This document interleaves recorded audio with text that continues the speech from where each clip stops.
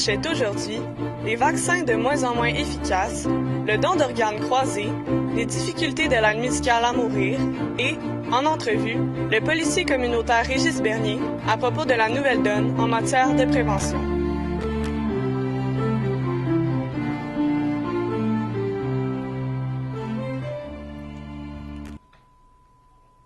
Bonjour et bienvenue à cette nouvelle édition de notre bulletin de nouvelles.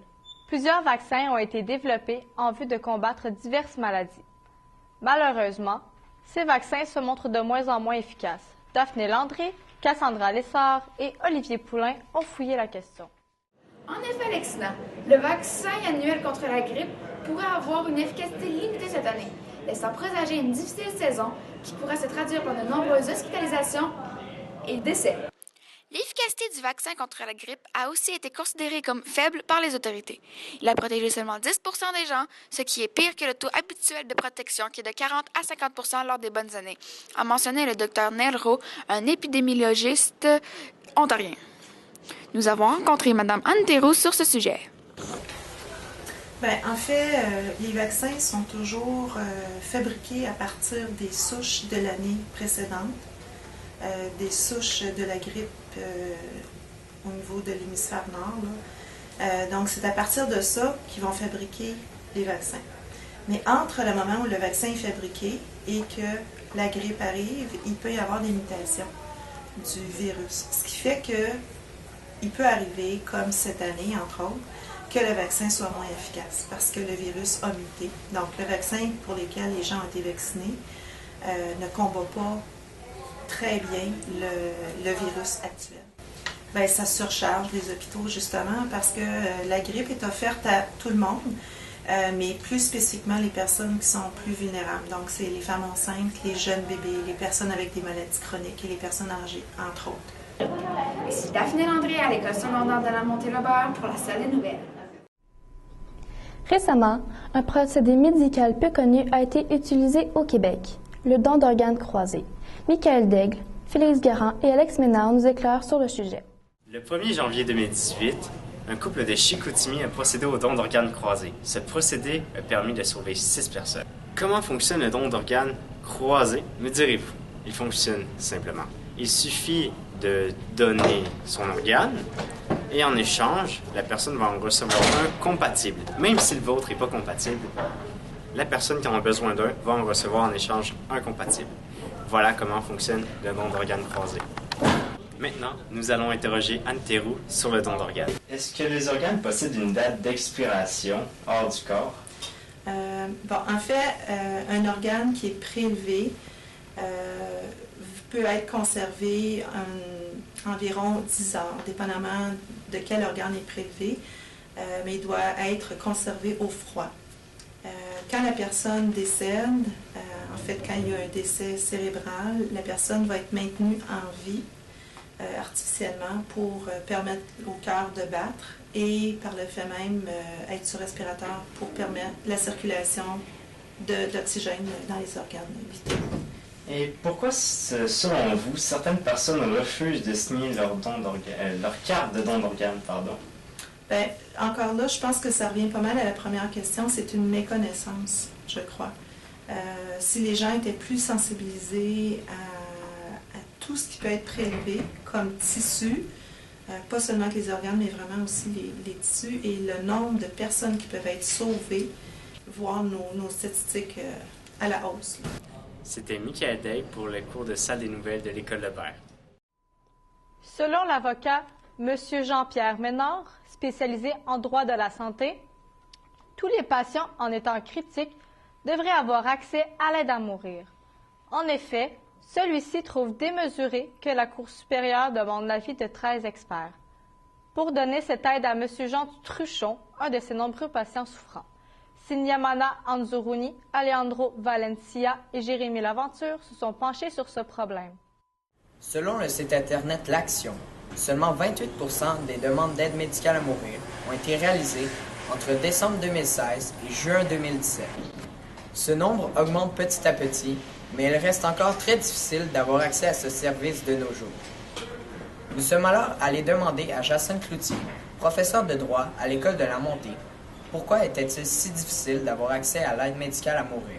Oui, il y a plusieurs facteurs, mais je crois que les principaux, c'est que la loi a prévu un cadre qui est très rigoureux, qui inclut beaucoup de critères, puis que ce soit une personne qui soit en fin de vie, qui est majeure, qui est consciente, qui donne son consentement, qui a une maladie incurable, qui est aussi irréversible, donc qui va en décéder, et qui a aussi beaucoup de souffrance psychologique et physique. Donc, il y a des critères et elle doit avoir tous ces critères-là.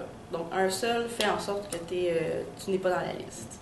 Donc, c'est très rigoureux. Donc, ça inclut mais beaucoup moins de gens qu'on pourrait penser. Donc, et ça, la loi prévoit que le médecin peut refuser ça. Et là, à ce moment-là, tout le processus est à reprendre avec un autre médecin. Donc, mais ils ont cette possibilité-là si ça contrevient à leurs valeurs personnelles. Ils ne peuvent pas être obligés de mettre fin à la vie à quelqu'un. Pour conclure, nous avons récemment appris que selon Linda Gagnon, du groupe interdisciplinaire de soutien pour l'aide médicale à mourir, toutes les demandes raisonnables ont été acceptées et seront mises à bien d'ici quelques temps. Ici Jérémy Laventure, à l'école secondaire de la Montée, pour la salle de nouvelles.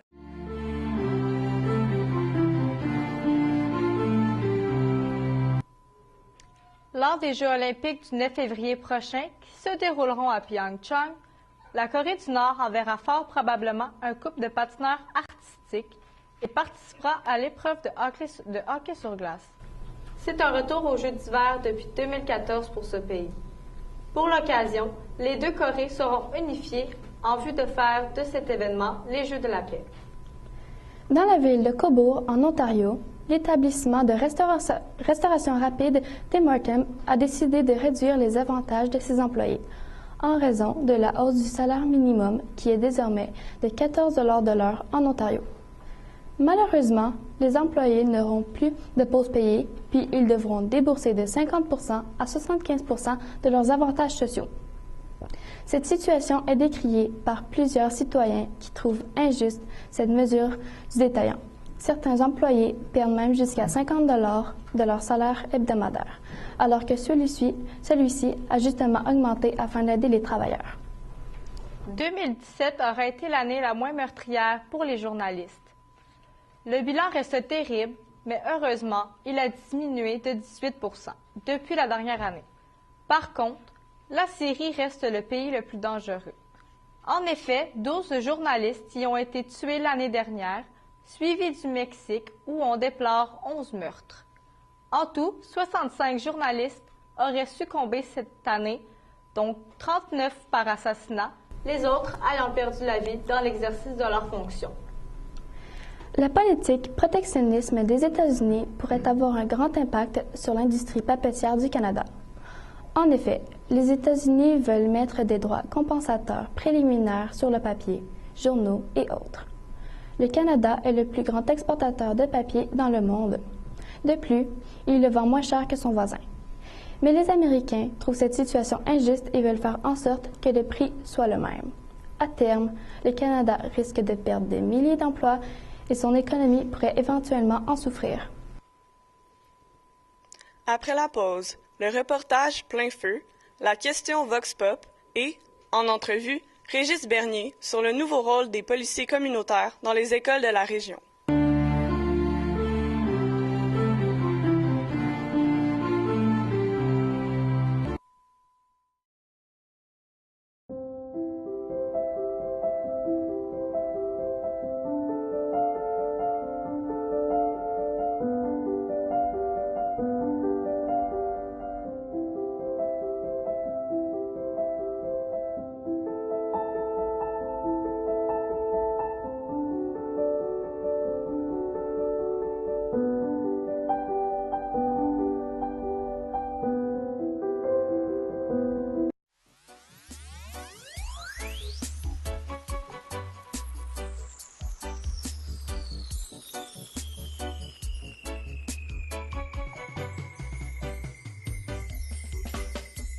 Working so long from my home.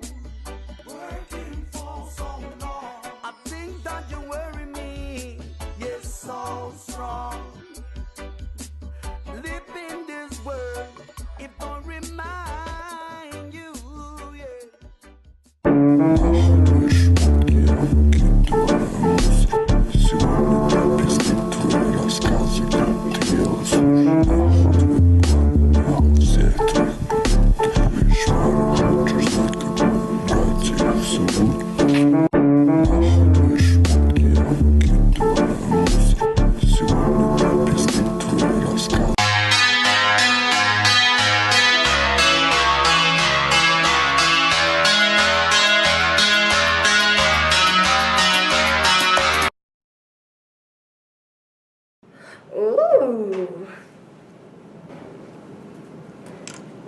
Salut. Ouais, je viens de vous voir sur Internet. Oh, une date au resto La Cafette ce soir. Parfait. À ce soir. Hey, est-ce que c'est toi, Sylvie? Oui, c'est moi, oui. Ben, j'ai comme oublié mon argent chez moi. Serais-tu capable de payer? Parce que là, c'est ça. Ben, oui, ouais. Fait que c'est ça, j'aimerais ça avoir 3 clubs sandwich. OK. On va attendre le serveur. Parfait.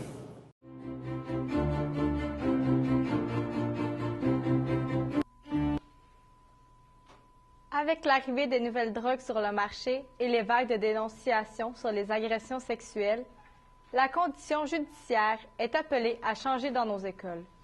Anne-Sophie Lantagne a demandé à Régis Bernier, notre policier communautaire, comment il doit s'ajuster à cette nouvelle réalité. Bonjour, Monsieur Bernier. Bonjour. Et merci d'avoir accepté notre invitation. Ça me fait plaisir. Vous êtes maintenant un policier communautaire depuis 6 ans. Comment le métier a évolué depuis le début? Bien, je vous dirais que depuis le début, au début, quand je venais à l'école, on traitait souvent des cas de bagarre, de chicanes, de petites batailles dans la cour d'école, ces choses-là. Puis aujourd'hui, bien, c'est plus un phénomène qui a trait aux médias sociaux, à l'Internet. Les jeunes, leur réalité est plus rendue à ce niveau-là, c'est plus une réalité virtuelle. Fait que ça s'est transposé, autrement dit, dans les médias sociaux, par de la chicane, mais par les médias sociaux, par du bitchage, ou aussi on voit des fois des images qui sont non censurées, des images de pornographie juvénile, parce que les jeunes banalisent ça, et ça cause beaucoup de problèmes. Fait que c'est surtout ça qu'on va en traiter de nos jours. Le mouvement MeToo a bouleversé le monde judiciaire en 2017 et il ne semble pas s'essouffler. La colonie artistique, le monde de la politique et la société en général assistent à une déferlante de dénonciation. Est-ce que cette vague a atteint les écoles? Je pense que c'est pas plus dans les écoles qu'ailleurs, c'est un peu partout. Justement, un peu avec ce que je disais tantôt, la médiatisation est beaucoup plus rapide, ça se propage rapidement, les jeunes sont de plus en plus au courant de leurs droits, autant que la population. Fait que oui, c'est vrai que les gens c'est plus facile à cette heure de dénoncer, on encourage ça. Fait que d'une certaine façon, pour nous autres aussi, c'est une preuve que notre prévention puis notre médiatisation est bonne, les gens dénoncent, puis ça peut faire en sorte que la vérité va sortir, puis que les gens, vont faire plus attention. L'arrivée de nouvelles drogues très puissantes mobilise beaucoup de ressources et inquiète les autorités municipales au Québec. Quelle forme prend la prévention ici à Sherbrooke? Au niveau des drogues, surtout les drogues plus fortes, je te dirais que la prévention est difficile. Quand c'est en constante évolution, ça change, ça évolue tout le temps. On change les lois, les criminels changent les composantes de leur drogue. Souvent, nous, la façon que ça fonctionne, une loi est votée par rapport à la composante de la drogue. Fait que quand la drogue change de composante ou d'ingrédient, bien là, c'est plus en vigueur au niveau de la loi. Fait qu'il faut changer ça, il faut s'adapter. Fait qu'on travaille beaucoup en réduction des méfaits. Qu'est-ce que ça veut dire? C'est qu'on travaille avec nos partenaires, on a des protocoles avec les écoles, avec des intervenants toxicaux. Puis on travaille aussi à faire en sorte que les élèves banalisent moins ça. T'sais, on entend là, avec bientôt la légalisation du cannabis que c'est normal, c'est naturel. On essaie de travailler en amont, on dit c'est pas naturel, c'est chimique, hein, ça peut être dangereux, tout ça. Fait qu'il faut travailler en réduction des méfaits. Merci beaucoup, M. Bernier. Je vous rappelle que M. Bernier est policier communautaire à la commission scolaire de Sherbrooke. De retour à toi, Alexina. La semaine dernière, la compétition internationale de force robotique a lancé son concours annuel. Il consiste à construire un robot pour ensuite réaliser une série de défis, auxquels participera l'équipe de la montée Hyperion 3360. Maude Bédard a eu la chance de s'entretenir avec quelques membres de l'équipe afin d'en apprendre davantage sur le sujet. Hyperion, c'est le nom de l'équipe de robotique de l'École Lebert. Active depuis 2010, l'équipe s'est rendue 3 fois à Saint-Louis, qui est l'épreuve de niveau national. Leur objectif pour 2018, se classer à New York pour se rendre à Détroit. Nous avons réussi à obtenir une entrevue ainsi que quelques étudiants.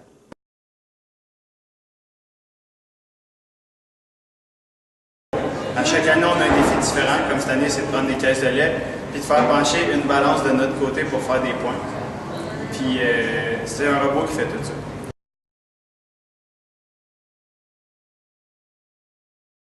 Dans le fond, la différence du défi de cette année comparé à l'an passé, c'est que le défi cette année se joue beaucoup sur la vitesse et le temps comparé à l'an passé. Dans le fond, cette année, il faut se dépêcher à aller chercher des boîtes et les mettre sur la balance. Puis la balance nous donne des points par seconde. Ce qui fait que plus on a de boîtes sur la balance pendant un certain nombre de temps, plus on gagne de points. À l'occasion, la salle des nouvelles prend le pouls de la population étudiante de l'École de la Montée. On veut savoir ce que les jeunes du pavillon Lebert pensent et tout nous intéresse. Allons voir ce que Marlène Lerma et Chloé Caron ont demandé cette semaine. Chaque début d'année, les gens se fixent de nouveaux défis. Souvent, certaines personnes veulent gagner plus d'argent, avoir de meilleurs résultats scolaires ou améliorer leur forme physique. Aujourd'hui, on a demandé aux élèves de l'École Lebert de nous révéler leurs résolutions pour l'année 2018. On voudrait savoir, ça serait quoi tes résolutions pour 2018? Moi, ma résolution, ça serait de dépenser un peu moins d'argent, puis essayer de me trouver un véhicule, puis m'amuser, puis finir mes études. Là. C'est bien, merci. C'est d'aller nager 2 fois par semaine. Ça serait d'acheter ma première voiture, puis après ça, peut-être vivre en appartement, puis tout de suite m'acheter ma maison, puis après ma Lambo. C'est ça mes résolutions. C'est réussir mes cours, aller au cégep, ensuite université, puis faire de l'art. Ça va être augmenter mes notes scolaires. C'est faire plus de devoirs. Augmenter mes notes en français, puis en anglais. Pas mal ça. De passer mon année puis de me rendre en secondaire 4 sans échec. Réussir à atteindre mon projet au cégep et le réussir. C'est d'être meilleur à l'école puis d'être plus musclé. Bon, moi, pour l'année 2018, je compte avoir des bonnes filles. La bonne santé! Notre première résolution 2018, c'est que Glody soit un peu plus magnifique. Parce que là, je dirais que sa face est pas symétrique avec le comportement de son corps. C'est vraiment de devenir, le premier ministre du Canada. Fait que je deviens comme, par exemple, le premier Arabro qui est le premier ministre du Canada. Je vous souhaite beaucoup de persévérance dans vos résolutions. C'était Chloé Caron dans la salle des nouvelles. C'est ici que notre bulletin de nouvelles se conclut. À la réalisation, Siloé Vachon et Florence Nadeau. Alexina Carrier-Toms et moi-même, Noémie Paquin. Le bulletin a été enregistré devant la classe de secondaire 4 de Molly Dalpé et nous avons été assistés par notre tout premier stagiaire, Olivier Rodrigue. Bonne semaine!